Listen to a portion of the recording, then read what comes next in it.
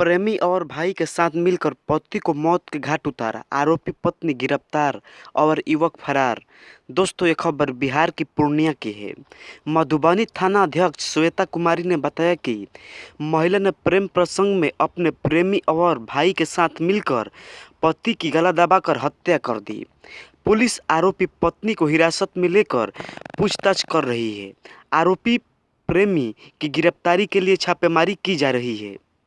बिहार के पूर्णिया में प्रेम प्रसंग को लेकर पत्नी ने अपने प्रेमी और भाई के साथ मिलकर पति को मौत के घाट उतार दिया। घटना के बाद पुलिस आरोपी पत्नी को हिरासत में लेकर पूछताछ कर रही है। वहीं पुलिस ने शव को कब्जे में लेकर पोस्टमार्टम के लिए अस्पताल भेज दिया। यह घटना मधुबनी थाना क्षेत्र के मेहता चौक की है। जानकारी के मुताबिक प्रेम प्रसंग का पता लगने पर मृतक पति अपनी पत्नी को प्रेमी के साथ भेजने वाला था। इस बात से नाराज होकर पत्नी ने अपने प्रेमी और भाई के साथ मिलकर अपने पति की गला दबाकर हत्या कर दी। फिर अपने बचाव के लिए महिला पति के सीढ़ी से गिरने की बात करने लगी। मृतक की पहचान मेहता चौक निवासी अगमलाल मेहता के बेटे प्रदीप कुमार मेहता, जिनकी उम्र 50 वर्ष के रूप में की गई है। वहीं आरोपी पत्नी सीतम सोनी और प्रेमी नीतीश निराला बताए गए हैं। घटना को लेकर मृतक के परिजनों ने बताया कि प्रदीप उत्तर प्रदेश में प्राइवेट जॉब करते थे, वहीं पर अपनी पत्नी सीतम सोनी और बाल बच्चों के साथ रहते थे। 5 साल पूर्व यूपी में पत्नी के गलत लक्षण के कारण यूपी में नौकरी से त्याग पत्र देकर अपने घर मेहता चौक आ गए और यहीं रहने लगे। मेहता चौक पर सुहानी हार्डवेयर नामक अपनी दुकान खोल ली और पत्नी घर में ही रह रही थी। परिजनों ने बताया कि करीब 2 साल से नीतीश निराला नामक युवक घर में पानी देने के लिए आता था। इसी दौरान नीतीश निराला और प्रदीप की पत्नी सीतम सोनी को प्रेम प्रसंग हो गया। इस बात की जानकारी 15 दिन पूर्व ही प्रदीप कुमार मेहता को मिली, जिससे वह परेशान हो गया। परिजनों ने आगे बताया कि प्रेम प्रसंग की जानकारी मिलने के बाद प्रदीप ने अपने परिजनों के साथ मिलकर इस बात पर विचार किया। फिर अपनी पत्नी सीतम सोनी को प्रेमी नीतीश निराला के साथ भेजने का फैसला लिया। इसको लेकर रविवार को ही घर पर पंचायत बैठने वाली थी। इस बात की जानकारी प्रेमी और प्रदीप के ससुराल वालों को पता चली तो नागवार गुजरी। उन्होंने बताया कि पति की इसी बात से नाराज होकर महिला ने अपने प्रेमी और अपने 2 भाइयों के साथ मिलकर घटना को अंजाम दिया, साजिश रची। फिर शुक्रवार को रात सभी ने मिलकर प्रदीप कुमार की गला दबाकर हत्या कर दी। परिजनों ने बताया कि पति की मौत के बाद पत्नी ने अपने प्रेमी और मायके वालों को वहां से भगा दिया। सभी के जाने के बाद महिला के पति सीढ़ी से गिर जाने का हल्ला करने लगी। हल्ला की आवाज़ सुनकर सभी परिजन घटनास्थल पर पहुंचे तो देखा कि प्रदीप कुमार मृत अवस्था में पड़ा हुआ था और गले में गला दबाए जाने का निशान था। इसके बाद परिजनों द्वारा घटना की जानकारी पुलिस को दे दी गई। घटना की जानकारी मिलने के बाद पुलिस ने घटना पर पहुंचकर लाश को कब्जे में लेकर पोस्टमार्टम के लिए अस्पताल भेज दिया। फिर आरोपी पत्नी को हिरासत में ले लिया गया। वहीं मधुबनी थानाध्यक्ष श्वेता कुमारी ने बताया कि महिला ने प्रेम प्रसंग में अपने प्रेमी और भाई के साथ मिलकर पति की गला दबाकर हत्या कर दी। घटना की सूचना पर लाश को कब्जे में लेकर पोस्टमार्टम के लिए पूर्णिया पीएमसीएच भेज दिया गया। वहीं आरोपी पत्नी को हिरासत में लेकर पूछताछ की जा रही है। आरोपी प्रेमी की गिरफ्तारी के लिए लगातार छापेमारी की जा रही है। होली पर हत्या, अश्लील के विरोध करने पर युवक को मार डाला, हमलावरों ने ईंट से गुप्तांग पर किया प्रहार। दोस्तों, ये खबर उत्तर प्रदेश की बरेली की है। बरेली में होली पर सनसनीखेज वारदात हुई है। अश्लीलता का विरोध करने पर युवक को पीट पीट कर मार डाला गया। पुलिस ने 3 लोगों को हिरासत में ले लिया है। बरेली के बरादरी थाना क्षेत्र के होली के दिन संजय नगर गुसाई गोटिया निवासी 20 वर्षीय गोलू श्रीवास्तव की ईंट से कुचलकर हत्या कर दी गई। नशे में धूर्त युवकों ने वारदात को अंजाम दिया। पुलिस ने 3 आरोपियों को हिरासत में ले लिया है। मृतक गोलू के भाई लालू ने बताया कि सोमवार सुबह मोहल्ले में होलिका दहन किया जा रहा था। उसी समय पड़ोस में रहने वाला युवक पिंटू शराब के नशे में धुत होकर सबके सामने अपनी पैंट उतार रहा था। गोलू ने उसका विरोध किया तो पिंटू ने अपने साथी अमन, टिंकू एवं अन्य के संग ईंट एवं पत्थर से गोलू पर जानलेवा हमला कर दिया। ईंट गोलू के सीने पर लगी। हमलावरों ने गोलू के गुप्तांग पर भी प्रहार किया, इससे वह गंभीर रूप से घायल हो गया। जानकारी पर परिवार के लोग मौके पर पहुंचे। उन्होंने घायल गोलू को अस्पताल में भर्ती करवाया। यहाँ डॉक्टरों ने उसे मृत घोषित कर दिया। पुलिस ने शव को पोस्टमार्टम के लिए भेज दिया है। पुलिस ने सीसीटीवी फुटेज के आधार पर 3 लड़कों को हिरासत में लेकर पूछताछ शुरू कर दी। गोलू के पेंट का काम करता था। उसके पिता मजदूरी करते थे। गोलू 3 भाई और एक बहन में सबसे बड़ा था। उसकी हत्या से त्योहार की खुशियां मातम में बदल गई हैं। राहुल ने 7 लोगों पर 47 बार किया था चाकू से हमला। 100 का हाल देख कांप उठे थे डॉक्टर। दोस्तों, ये खबर गाजियाबाद की है। गाजियाबाद की नई बस्ती की अनाज मंडी में एक ही परिवार की 3 पीढ़ियों के 7 लोगों की हत्या करने के दोषी राहुल वर्मा, जिसकी उम्र 30 वर्ष है, को सजाए मौत की सजा सुनाई गई है। 21 मई 2013 की रात 9 बजे हुए इस चर्चित हत्याकांड की 9 साल सुनवाई चली। सोमवार को कोर्ट ने इस मामले में फैसला सुनाया। अनाज मंडी में 7 लोगों की हत्या करने के दौरान राहुल ने 47 बार हमला किया था। गर्दन और सीने पर सबसे अधिक बार वार किया गया था। सबसे अधिक बार वार कारोबारी सतीश गोयल के पोते अमन गोयल पर 12 बार हमला किया गया था। पोती नेहा पर 3 बार हमला किया गया था। सतीश और उनकी पत्नी मंजू पर 5 बार और सतीश के बेटे सचिन पर 6 बार हमला किया गया था। सचिन की पत्नी रेखा पर 10 बार हमला किया गया था। 9 साल से जेल में बंद राहुल वर्मा ने एक बार भी जमानत के लिए अर्जी नहीं दी। उसकी गिरफ्तारी के बाद परिवार ने उससे किनारा कर लिया। परिचित भी उससे मुलाकात के लिए जेल नहीं आए। जिला शासकीय अधीक्षक राजेश चंद्र शर्मा ने बताया कि घटना के दूसरे दिन ही पुलिस ने उसे गिरफ्तार कर लिया था। अगर किसी आरोपी के घर वाले मुकदमे की पैरवी में मदद नहीं करते हैं तो सरकार की तरफ से उसे पैरवी के लिए कानूनी मदद की जाती है। सजा सुनाए जाने से पहले राहुल वर्मा का नाम पुकारा गया तो उसने कटघरे में खड़े होकर हाथ उठा दिया, लेकिन वह अदालत के पीछे वाले दरवाजे की तरफ देखता रहा। सजा सुनाने के दौरान एक बार भी अदालत की तरफ से नहीं देखा। आदेश की कॉपी पर हस्ताक्षर कर मुहर ढकते हुए पुलिस कस्टडी में हवालात में चला गया। तकनीकी खामियों का लाभ नहीं दिया जा सकता। बचाव पक्ष ने कहा कि राहुल वर्मा के पास आला कत्ल नहीं मिला है, इससे बरामदगी संदिग्ध है। अदालत ने कहा है कि अभियुक्त को तकनीकी खामियों को लाभ नहीं दिया जा सकता, वह दोषी साबित हो चुका है। इस पर बचाव पक्ष ने कहा कि अभियुक्त नवयुवक है, किसी प्रकार का कोई आपराधिक इतिहास नहीं रहा है, उसके सुधरने की संभावना से इनकार नहीं किया जा सकता है। 9 वर्ष से ज़्यादा समय में जेल में बंद है, इसलिए कम से कम सजा दी जाए। अभियोजन ने बच्चन सिंह बनाम स्टेट ऑफ पंजाब में मच्छी सिंह बनाम स्टेट ऑफ पंजाब का हवाला देकर मृत्युदंड दिए जाने की मांग की है।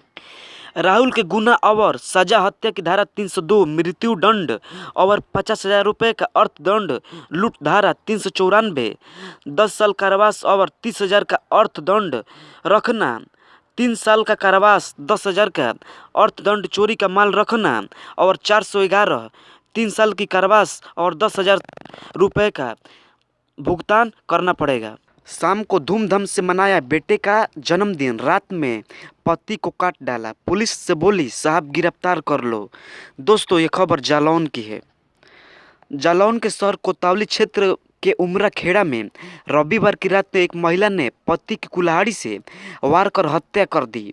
पति की हत्या के बाद कोतवाली पहुंची महिला ने पुलिस कर्मियों से कहा कि साहब मुझे गिरफ्तार कर लो, मैंने पति को मार डाला है।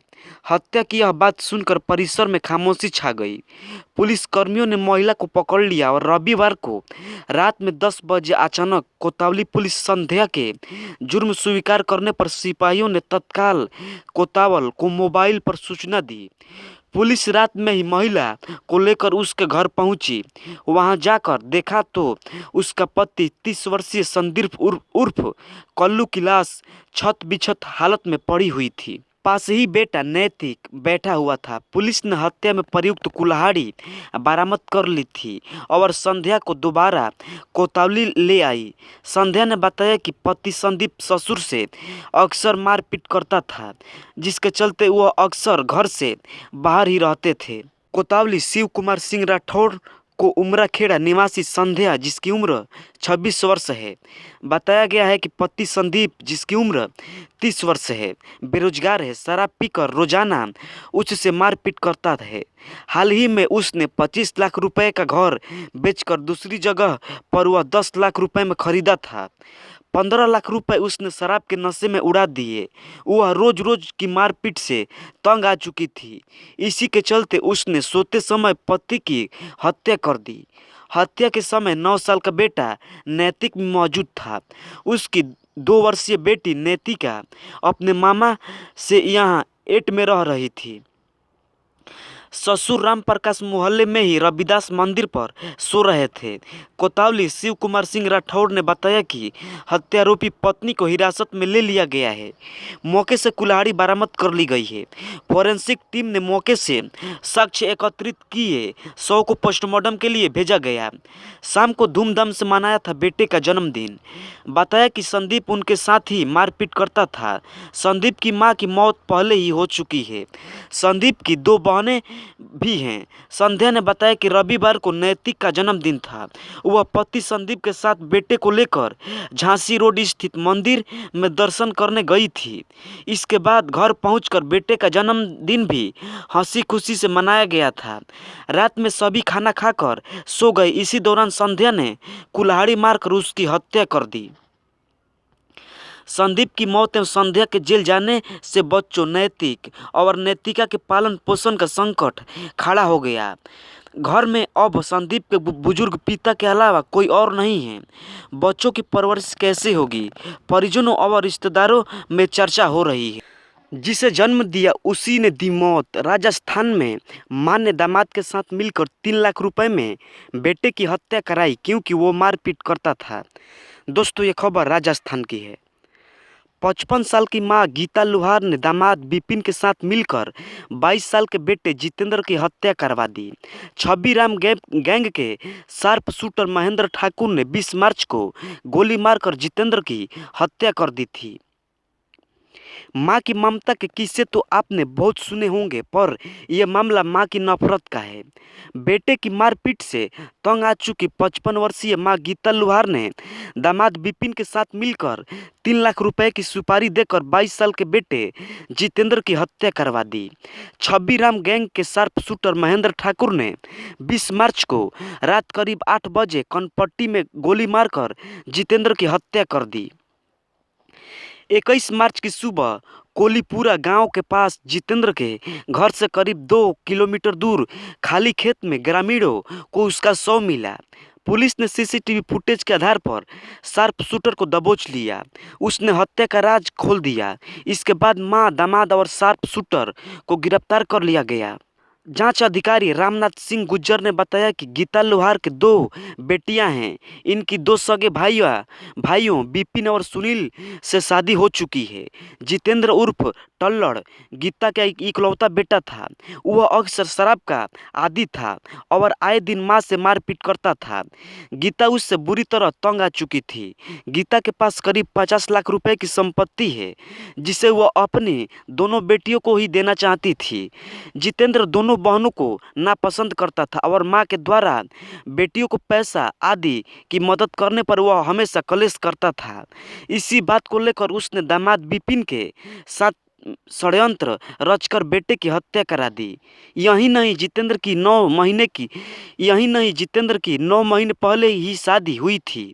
उसकी पत्नी ज्योति जब 2.5 माह की प्रेग्नेंट थी तो सास ने गर्भपात करा दिया ताकि कोई नया वारिस न बन जाए। मां ने प्रेमी के साथ मिलकर की 10 साल की बेटे की हत्या। मासूम ने आपत्तिजनक हालत में मां और उसके प्रेमी को देख लिया था। दोस्तों, ये खबर उत्तर प्रदेश की बिजनौर की है। उत्तर प्रदेश के बिजनौर जिले में एक महिला का प्रेमी उससे मिलने घर आया था। महिला को आपत्तिजनक हालत में उसके 10 साल के बेटे ने देख लिया। बच्चे ने जब कहा कि यह बात पिता को बताऊंगा, तो मां ने प्रेमी के साथ मिलकर मासूम की हत्या कर दी। इसके बाद लाश को खेत में फेंक दिया। पुलिस ने आरोपी मां और प्रेमी को गिरफ्तार कर लिया है। पुलिस मामले की जांच कर रही है। यूपी के बिजनौर में मां ने प्रेमी के साथ मिलकर अपने 10 साल के छोटे बेटे की गला दबाकर हत्या कर दी। बाद में लाश को खेत में ले जाकर फेंक दिया। इस मामले में पुलिस ने आरोपी मां और उसके प्रेमी को गिरफ्तार कर लिया है। बच्चे की लाश 16 जनवरी को गांव से कुछ दूर गन्ने की खेत में पड़ी मिली थी। एसपी ग्रामीण राम अर्ज ने बताया कि 16 जनवरी को चांदपुर के ग्राम लिंडरपुर निवासी उमेश कुमार ने पुलिस को सूचना दी कि उसका 10 वर्षीय भांजा लापता है, जो एक कार्यक्रम में जाने के लिए निकला था। उसकी काफी तलाश की गई, लेकिन कहीं कुछ पता नहीं लगा। 16 जनवरी की शाम लगभग 4 बजे की लाश गांव से कुछ दूर एक खेत में मिली थी। उसके गले में रस्सी का फांसी लगा हुआ था। देखकर लग रहा था कि रस्सी से गला घोंटकर उसकी हत्या कर दी गई है। सूचना के बाद पुलिस मौके पर पहुंची और डॉग स्क्वाड और फोरेंसिक टीम को बुलाकर जांच की गई। जांच के बाद पुलिस ने शक के आधार पर बच्चे की मां को पूछताछ के लिए बुलाया। जब पुलिस ने सख्ती से पूछताछ की तो पूरा मामला खुलकर सामने आ गया। बच्चे की मां ने पुलिस को बताया कि 16 जनवरी को एक गांव में पूजन कार्यक्रम था, जिसमें घर के लोग गए थे। उसका पति भी बाहर गया हुआ था। महिला के पड़ोस में रहने वाले टिंकू सैनी से अवैध संबंध थे। उस आरोपी महिला के घर आया हुआ था। उसी दौरान महिला के बेटे ने दोनों को आपत्तिजनक हालत में देख लिया और बच्चा यह कहते हुए घर से भाग गया कि यह बात पिता को बताऊंगा। इसके बाद बच्चे की मां ने टिंकू के साथ मिलकर बच्चे को ढूंढा और खेत में रस्सी से गला दबाकर हत्या कर दी। हत्या की वारदात को अंजाम देने के बाद वहां से चली गई। महिला से पूछताछ के बाद पुलिस ने उसके प्रेमी टिंकू सैनी को गिरफ्तार कर लिया। पुलिस को इस बात का शुरू से ही शक था, क्योंकि बेटे की हत्या के बाद मां और एक बार भी नहीं रोई और न उसकी आंखों में एक बार भी आंसू आए। इन सभी बातों को ध्यान में रखकर पुलिस ने मां से पूछताछ की और घटना का खुलासा हो गया। पुलिस ने आरोपी मां और उसके प्रेमी को गिरफ्तार कर लिया है। इस वजह से किया था 2 सगे भाइयों का कत्ल, चरित्रहीन साबित करने के लिए रखा था ये सामान। सच जानकर पुलिस भी चौंकी। दोस्तों, ये खबर कानपुर की है। कानपुर में मौसेरे भाइयों को जिंदा जलाकर हत्या करने के मामले में बड़ा खुलासा हुआ है। पिटाई का बदला लेने के लिए मौसेरे भाइयों को जिंदा जलाकर हत्या की थी। पुलिस ने मौसेरे भाइयों को जिंदा जलाने वाले आरोपी पिता पुत्र को गिरफ्तार कर जेल भेज दिया है। कानपुर के सेन पश्चिम पारा के कसीगांवा गांव में मौसेरे भाइयों को जिंदा जलाने के मामले में रविवार को पुलिस ने पर्दाफाश किया है। हत्यारोपी मृतक के ताऊ के बेटे विनोद के ही अपने पिता की पिटाई का बदला लेने के लिए वारदात को अंजाम दिया था। 2 माह से साजिश रच रहे थे। पुलिस ने हत्यारोपी पिता पुत्र को गिरफ्तार कर जेल भेज दिया है। कसीगांवा ग्राम निवासी सुनील, जिसकी उम्र 22 वर्ष थी, एवं उसके मौसेरे राज, जिसकी उम्र 20 वर्ष थी, कि 19 मार्च को देर रात जिंदा जलाने से मौत हो गई थी। परिजनों ने अनिल के ताऊ बदलू, उसके बेटे विनोद एवं राज के पड़ोसी कल्याण पर हत्या का आरोप लगाते हुए रिपोर्ट दर्ज कराई थी। पुलिस ने बुधवार सुबह विनोद एवं कल्याण को हिरासत में लेकर पूछताछ की। इसके बाद बदलू को भी हिरासत में लिया गया। पुलिस के अनुसार पूछताछ के दौरान बदलू एवं विनोद के हाथ एवं चेहरे पर हल्के जलने के निशान मिलने इस पर शक और गहरा हो गया। सख्ती से पूछताछ करने पर विनोद एवं बदलू ने अपना अपराध कबूल कर लिया। रविवार को डीसीपी साउथ वीरेंद्र कुमार ने अपने कार्यालय में पत्रकार वार्ता में बताया कि सुनील करीब 6 साल पूर्व अपने पैतृक मकान में रहने आया था। संपत्ति का बंटवारा होने के बाद भी आए दिन विवाद करता रहता था। बीते जनवरी माह में बदलू खेतों में काम कर रहा था। इस बीच सुनील ने राज के साथ मिलकर उसे पीटा था। इसके बाद बदलू के बेटे विनोद ने उनसे बदला लेने की साजिश रचनी शुरू कर दी थी। 19 मार्च को अनिल अपने बाथरूम में लिंटर डलवा रहा था। इस बीच उसने राज को भी वहीं बुला लिया। इसके चलते एक साथ दोनों की हत्या करना आसान हो गया। भागने पर फेंक दी पेट्रोल से भरी पॉलिथीन। हत्यारोपियों ने पेट्रोल की एक एक लीटर की पॉलिथीन भी रख ली थी।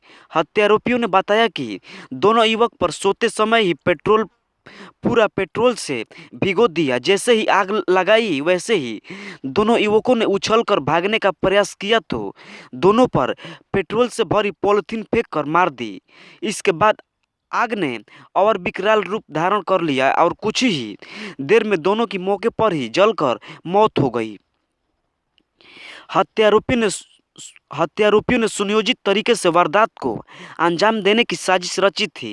हत्या करने के पहले उनको चरित्रहीन साबित करने के लिए कमरे में शराब की बोतल और आपत्तिजनक वस्तुएं रखी गई थी। वारदात को अंजाम देने के बाद किसी को शक न हो, इसके लिए खुद भी ग्रामीणों के साथ आग बुझाने पहुंचे। अगले दिन विनोद पोस्टमार्टम एवं अंतिम संस्कार में पहुंचा था। बदलू ने पुलिस को बताया कि गांव से भागने पर पुलिस को शक हो जाता, इसके चलते वह वहीं रह गया।